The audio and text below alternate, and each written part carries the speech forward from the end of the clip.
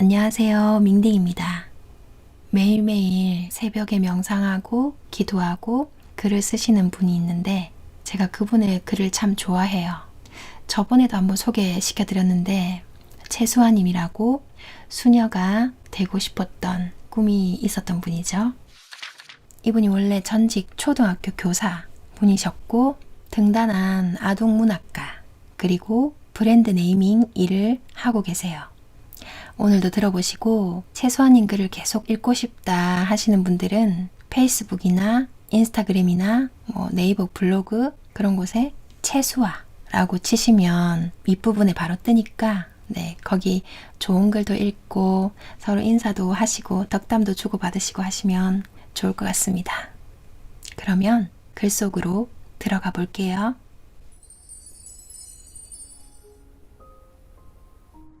매일 명상의 효과.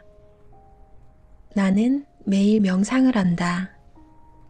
명상은 나의 마음그릇을 계속 넓힌다. 이해하기 힘든 사람도 어느새 이해하게 만드는 명상. 당연하다고 생각하던 많은 것들을 감사로 다가오게도 한다. 또한 나도 다른 사람도 얼마나 존귀한 존재인지 깨닫게 한다. 매일 명상을 하다 보면 나만 옳은 건 아니라는 것, 그리고 나를 힘들게 했던 사람들 안에 깊은 고통이 있었음이 느껴진다. 그래서 내 안에는 미움이나 원망이 사라지고 밝음으로 채워진다.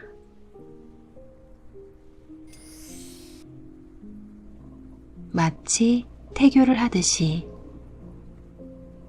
연필화를 배운 적이 있다. 9시간 정도를 정성스럽게 그리고 나면 작품 하나가 나온다. 분명 손으로 그렸는데 그림을 보고 있으면 내 마음이 보이는 듯 했다. 나는 주중에 막내딸과 둘이 산다. 남편은 세종시에서 근무를 하다가 금요일 저녁에 올라오고 큰딸은 서울에서 직장을 다니고 있고 아들은 주말마다 집에 오다가 지금은 코로나로 인해 군대에서만 생활하고 있다. 사랑하는 사람들이 잘 살기를 바라는 마음으로 나는 몸과 마음과 집을 깨끗이 정돈하고 산다. 그래야 맑고 밝은 기운이 비록 떨어져 있지만 그곳으로 연결이 된다고 믿기 때문이다. 그런 생각을 잠시 하다가 마치 내가 태교를 하는 느낌이 들었다. 좋은 마음, 좋은 말, 좋은 생각을 하려고 노력하는 하루하루를 살고 있으니 말이다.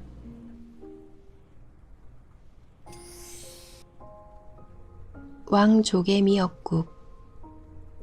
어머님이 말기암으로 투병하고 계실 때 우리 모두는 암이라는 사실을 어머님께 숨기고 살았다. 하지만 입원하시기 전에는 암 환자에게 나쁜 음식이 무엇인지 공부를 하며 어머님 음식을 만들곤 했다.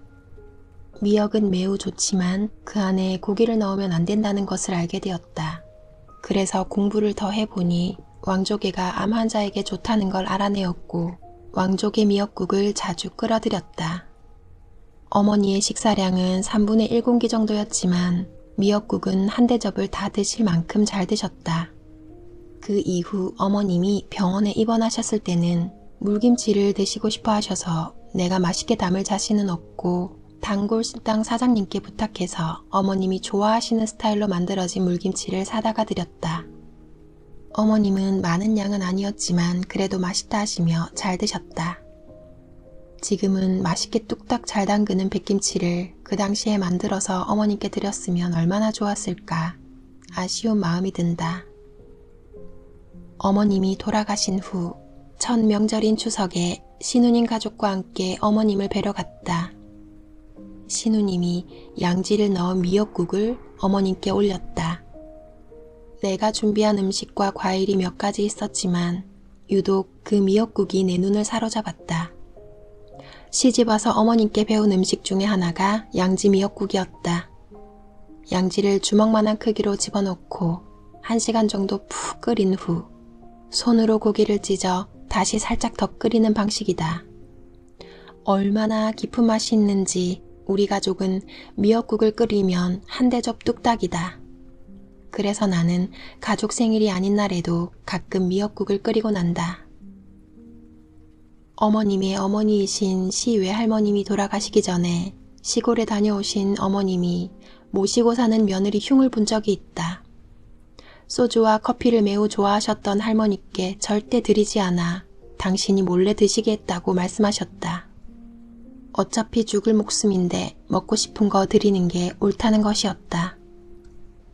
신우님의 양지 미역국을 보는 순간 어머님의 그 말씀이 떠올랐다. 왕족의 미역국도 맛있게 잘 드셨지만 양지로 푹 끓인 미역국도 끓여드렸어야 했을까? 스스로에게 질문을 던졌다. 하지만 입원하시기 전에는 어떻게든 나아지시기를 바라며 차가버섯도 드시게 하고 음식도 신경을 쓰던 시기라 다시 그때로 돌아간다고 해도 똑같이 그랬을 거란 생각이 들었다. 어머님이 내게 남겨주신 선물이 무엇일까 생각해 본 적이 있다. 먼저 사랑하는 나의 남편을 낳아주신 것, 그리고 우리 3남매의 엄마로 살게 해주신 것, 그리고 음식은 정성껏 만들어야 한다는 것. 이 3가지가 바로 떠올랐다. 더 이상 무엇이 필요할까? 어머님 덕분에 음식이 사랑이라는 큰 진리를 깨닫고 실천하기에 그 사랑으로 우리 가족은 더 행복해지고 더 열심히 살아가는 힘을 얻고 있지 않은가. 나이 들어가는 지금의 내 모습이 꽤 만족스럽고 감사하다.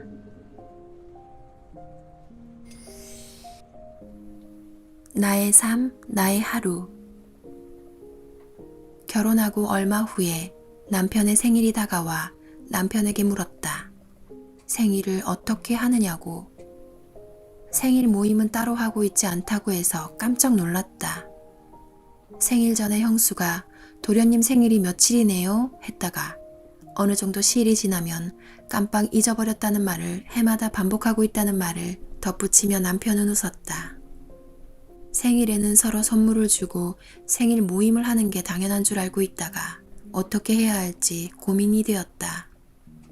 결혼해서 첫 생일이 남편 생일이니 바로 내 식으로 바꾸기는 어렵다는 생각을 했다. 그리고 그해 어머님 생신을 모두 모여서 했고 아주버님 부모와 신우님 부부의 생일을 정성껏 챙겨드리고 친정 조카들 생일 챙기듯 시댁 조카들 생일도 챙겨주었다. 그러면서 형제들 생일 모임이 자연스럽게 생기게 되었다. 그렇게 거의 30년을 살아왔다. 그런데 3년 전에 어머님이 돌아가시고 나니 다시 원래대로 돌아갔다. 생일을 떠나 시댁 모임이 없으니 마음이 짠했다. 한 집안의 맏며느리 역할은 정말 중요했다. 연을 끊어버리고 사라지자 맏아들인 아주버님도 함께 사라졌다. 사랑은 그네를 타듯 해야 한다는 말을 들었다. 서로가 비슷한 마음으로 주고받아야 그 마음이 오래 갈 수 있다고 한다. 나는 그렇게 생각하지 않았다. 부모의 사랑처럼 교사의 사랑처럼 모두 사랑은 같을 거라고 생각했다. 하지만 사랑은 그네 타듯 해야 한다는 말이 요즘은 진리처럼 다가온다. 아니면 아니라고 말해야 할 때 그냥 덮어주었다. 웬만하면 이해하고 넘어갔다. 분란의 씨앗은 애초에 잠재웠다. 그렇게 30년을 살고 보니 그건 아니라고 하늘이 깨달음을 주시는 것 같았다. 언니 없는 내가 형수와 잘 지내는 모습을 남편은 그리 좋게 보지 않았다. 사람 좋아하는 내가 혹여라도 뒤통수를 맞을까 염려했던 것이다.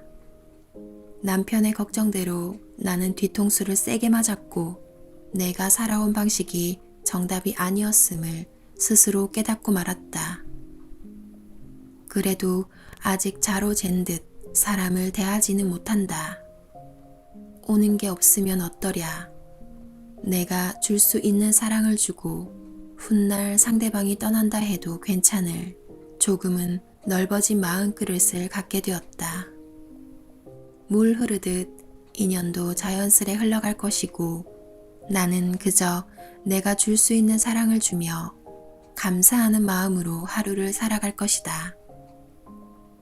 내 살아온 삶을 축복한다. 그 안에서 배운 많은 것들에 감사한다. 살아있어서 감사하고 건강함에 감사하고 내 소중한 인연들이 감사해 어떤 날은 코끝이 찡해지기도 한다. 새날이다. 새 하루다. 잘 살자. 여자의 일생. 사는 게 너무 힘들었다. 겨우 마음을 다스리고 나면 또 다른 일로 어머님은 내 마음을 지옥으로 만드셨다. 내가 살고 있는 집이 휴식 공간이 아닌 답답하고 불편한 공간이었기에 내 몸과 마음은 급속도로 나빠졌다. 나는 혼자 있을 때 자주 한숨을 쉬었고 주일 미사 시간에는 1시간 내내 울었다. 어린아이와 노인을 특별히 좋아했던 나는 학교에서도 좋은 선생님이었고 연세 있으신 선생님들께는 귀여움을 독차지하는 싹싹한 젊은 교사였다. 그래서 남편이 어머님을 모시자고 굳은 표정으로 말했을 때 나는 그 자리에서 오케이를 하며 웃었던 것이다. 내가 어머님에 대해 몹시 힘들었던 점은 늘 짜증 섞인 말투로 툭툭 내뱉으시고 험담을 습관적으로 하시며 함부로 남을 무시하는 것이었다. 내 눈에 평범해 보이는 사람도 어머님 입을 통하면 분수가 되고 화상이 되곤 했다. 그 부정적 기운이 너무 강해 내 영혼까지 어둠으로 물드는 느낌이었다.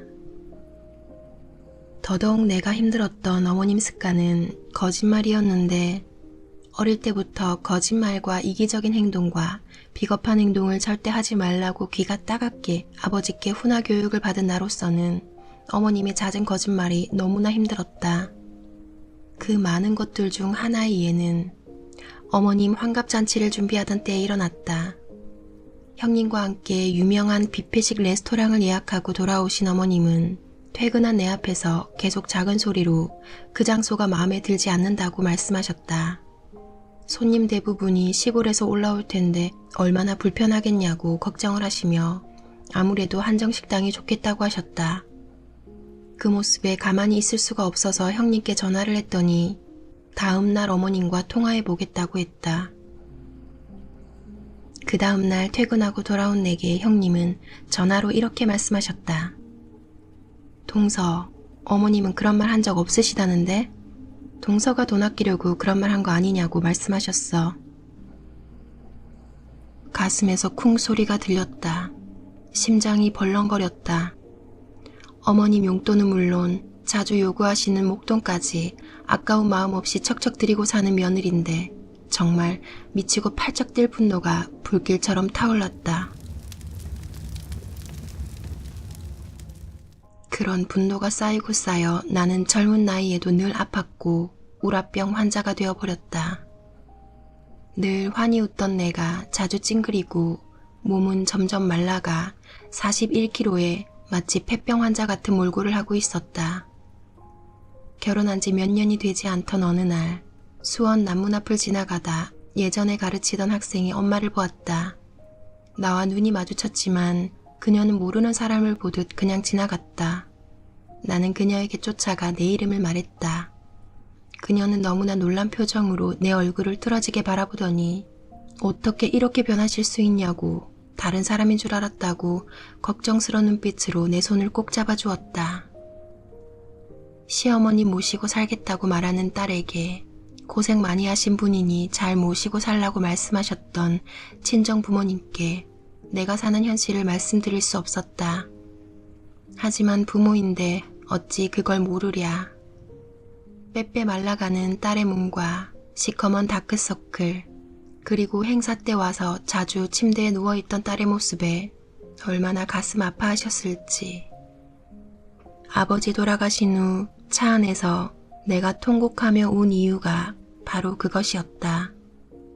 결혼 이후 자주 아픈 모습을 보이고 살았던 것.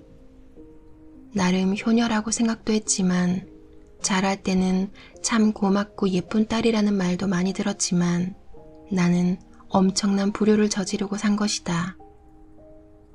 사람은 변하지 않는다고 하지만 17년을 모시고 의사 선생님의 권유로 분가를 하고 난 후에 우리 어머님은 180도로 변하셨다. 기적이 일어난 것이다. 절대 나를 함부로 대하지 않으셨다. 당연시하던 것들에 늘 고맙다고 하셨다. 인상도 변하셨다. 내가 좋아하는 은은한 미소를 머금은 어머님은 참 고우셨다. 말기암으로 병원에 입원하셨을 때 막내 며느리가 병원에 있는 시간에는 통증이 없어서 좋다는 말을 당신 따님께 하셨다고 한다. 어느 한날은 말기암 환자로 고통받고 사는 게 너무 힘드셨는지 내 손을 잡고 아기처럼 우시기도 했다. 내 마음에 천사로 살아계시는 나의 어머님.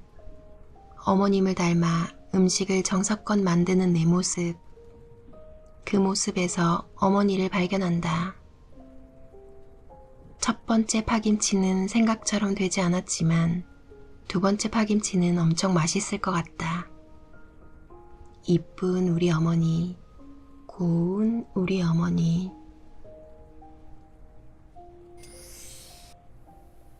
혜경이와 은경이. 그날은 비가 많이 내리고 있었다. 혜경이와 은경이가 학교를 며칠 빠진 날이라 아이들과 함께 여기저기 두 아이를 찾으러 다녔다. 주변 아이들의 소식통으로 지피는 곳이 있어 물어물어 그 장소에 도착했더니 거기에는 다른 학교 아이들도 몇 명 더 있었다. 학교에 안 가고 백화점이나 그 주변을 서성이던 아이들이었다. 혜경이는 우리 반 아이였고 은경이는 혜경이의 언니였다. 엄마는 재혼을 해서 서울로 갔지만 새아빠가 두 아이를 거부해 두 아이는 수원의 삼촌과 함께 지내고 있었다. 그것도 학구도 아닌 버스로 20분 정도를 가야 하는 동네의 말이다. 아이들이 모여있는 모습을 보니 긴 한숨부터 나왔다. 몰래 한숨을 몰아쉬고 아이들과 대화를 하다 보니 다른 학교의 한 남자아이는 6학년 나이인데 5학년 겨울까지만 학교를 다녀서 자기가 6학년 몇 반인지도 모른다고 했다. 일단 아이들에게 짜장면을 먹였다. 중간에 탕수육까지 시켰다. 아이들이 환호성을 질렀다. 아이들을 배부르게 먹이고 다음 날에는 각자 학교에 꼭 등교하라고 당부를 한 후 가장 먼 동네에 사는 한 남자 아이를 데리고 버스를 탔다. 그 아이가 사는 곳은 수원역 근처의 쪽방촌이었다. 내가 지금까지 보았던 집 중에 가장 작은 집. 3명이 겨우 누워 잘 수 있는 작은 방과 그 반만한 부엌이 집 전체였다. 머리가 백발인 노 할머니께서 손주를 반기셨고 중학교 1학년인 형은 연필을 깎고 있었다. 아버지는 한 달에 한 번 생활비를 가져다 준다고 할머님이 말씀하셨다. 나는 사갖고 간 딸기를 할머니께 드리고 이야기를 잠시 나눈 뒤 집으로 돌아왔다. 혜경이와 은경이에 대한 관심이 지나치다고 느끼셨는지 모시고 살던 시어머님께서 내게 이런 말씀을 하셨다. 머리 검은 짐승은 거두는 게 아니여. 나는 처음에 그 말씀을 이해하지 못했다. 어머님은 내가 두 아이를 입양이라도 할까봐 걱정이 되신 거였다. 내가 신우님께 조카딸의 옷을 가져다 입히고 두 아이를 계속 챙기는 것을 보시면서 사실 난 그럴 만한 자격이 없었고 그런 생각을 한 적도 없었다. 왜냐하면 나는 첫 아이 난산 이후 건강이 계속 좋지 않았던 사람이었기 때문에 첫째 아이가 5살이 될 때까지도 둘째 아이 낳을 생각조차도 못했기 때문이다.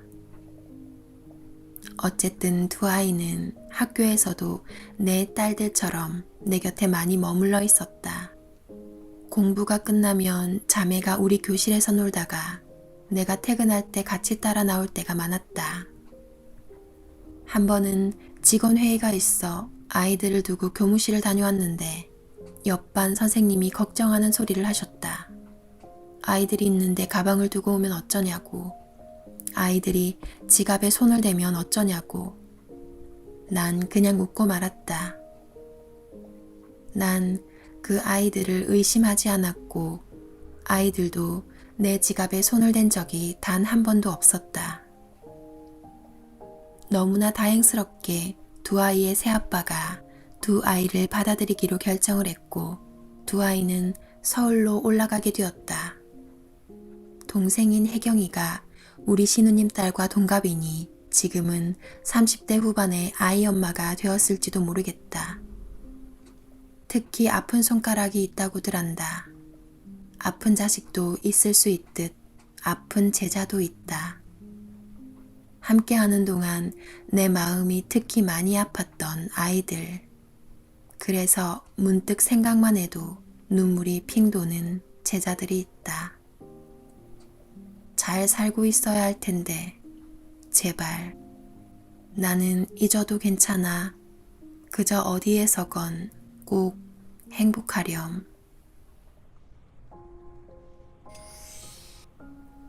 나의 아버지. 나는 아버지가 용인 포곡초등학교에 계실 때 태어났다. 내가 5살이 되었을 때 아버지는 수원으로 정근을 오셨고 나는 그 후 50년이 넘게 수원 토박이로 살고 있다. 아버지는 평교사로 아이들만 가르치다가 퇴임을 하시려고 마음 먹으셨으나 뒤늦게 관리자의 길을 준비하시느라 50대에 연천에 있는 학교에 근무하시기도 했다. 요즘 주말 부부로 생활하는 내가 이 글을 쓰면서 우리 아버지도 몇 년 동안 주말 부부로 사셨다는 것이 떠올랐다. 월요일 새벽이면 5시도 되지 않아 집을 떠나 버스를 몇 번이나 갈아타며 출근을 하셨던 우리 아버지. 아버지는 두 학교의 교감을 거쳐 화성에 있는 정남초등학교에서 교장으로 근무하시다가 정년 퇴임을 하셨고 나는 화성 송산초에 첫 발령이 난 후 계속 수원에서 근무를 하다가 용인 신갈초에서 건강이 좋지 않아 40대 초반에 학교를 떠났다. 책을 읽는 것도 교사의 길을 걸었던 것도 세상 물정에 어두웠던 것도 잘 웃고 눈물이 많았던 것도 닮았던 우리 부녀였다. 현관에 신발을 가지런하게 놓으라는 말씀을 나는 아직도 잘 지키고 있으며 사람을 함부로 무시하지 말라는 말씀도 지키려 노력하고 있다. 나의 아버지는 10여 년 전에 돌아가셨다. 나는 슬프다는 말로 표현할 수 없는 그 막막함에 피를 토하듯 울었다. 내 차가 있어서 가능한 일이었다. 아버지가 없는 세상을 어떻게 살아야 하는지 몰랐다. 갈치를 발라주셨던 아버지가 갈치를 볼 때마다 생각났고 여고 3년 내내 딸의 밤길이 염려되어 버스 정류장에서 기다리시던 아버지를 나는 잊을 수가 없었다. 나의 집안 곳곳에 가득한 책들을 보면 아버지가 책 읽으시던 모습이 영화의 한 장면처럼 스쳐 지나갔다. 그 옆에는 같이 엎드려 동화책을 읽고 있던 어린 내가 있었다. 깊은 슬픔에서 벗어나지 못하고 있을 즈음 내가 사는 아파트 수요시장에 머리가 백발인 할아버지가 아기 없는 유모차를 끌고 나오신 것을 보았다. 나는 내 아버지를 본 듯 그리로 달려가 할아버지께 말을 걸었다. 할아버지는 아픈 아내 대신 장을 보러 나왔다고 하셨다. 나는 급하게 지갑을 열었다. 그 안에 10,000원짜리 3장이 들어있었다. 나는 얼른 할아버지께 돈을 드리며 할아버지를 뵈니 아버지가 생각나서 그러니 이 돈으로 장 보시는데 보태라고 했다. 다행히 할아버지는 그 돈을 받으셨고 난 깊게 고개를 숙여 인사를 드리고 자리를 떠났다. 나는 아버지가 돌아가시기 얼마 전에 퇴직을 했다. 내 인생길을 안내하신 분이셨으니 당연히 퇴직에 관해 의논을 드렸어야 했지만 아버지는 중풍이 심해져서 혀가 마비된 상태였다.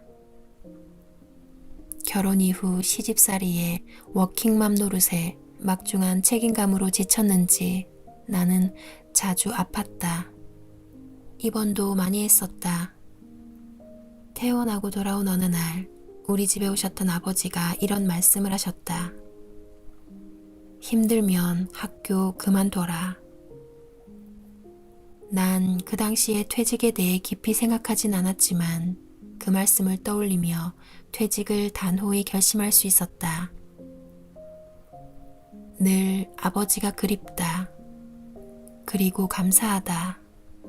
너무나 좋은 아버지를 만나서.